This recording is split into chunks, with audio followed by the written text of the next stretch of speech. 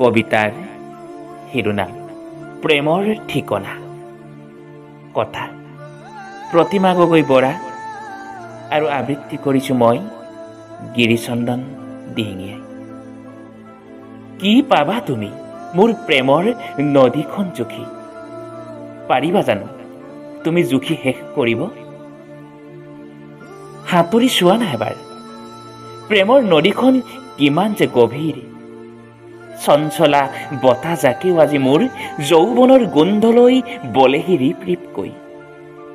দেহৰ প্ৰতিটো অংগত মোৰ প্ৰেমৰ জোৱাৰ হৈ। মোৰ কলিজাৰ প্ৰেমৰ প্ৰতিটো শব্দই আজি শৰীৰত ঠেকা খাই কত শিহৰণ তুলি যায়। নুজুখিবা তুমি কেতিয়াও মোৰ প্ৰেমৰ নদীক। ভাগৰি পৰিলে লিপচাৰ অতৃপ্ত ক্ষুধাবোৰে বুকুৰি ভিতৰতে ৰং সলাব। আৰু তেতিয়া কি হ'ব জানা? জোনাকী বাটত সিঁচি ৰখা তোমাৰ সেই ৰজনীগন্ধাৰ গুটিবোৰত বিষাক্ত পোকে দংশন কৰিব। মই প্ৰেম কিয় কৰোঁ জানা? তুমি চাগৈ ভাবিছা প্ৰেম মোৰ লালসা। তুমি ভুল ভাবিছা। তুমি জানানে প্ৰেম জীৱনৰ আটাইতকৈ শ্ৰেষ্ঠ সতেজতা।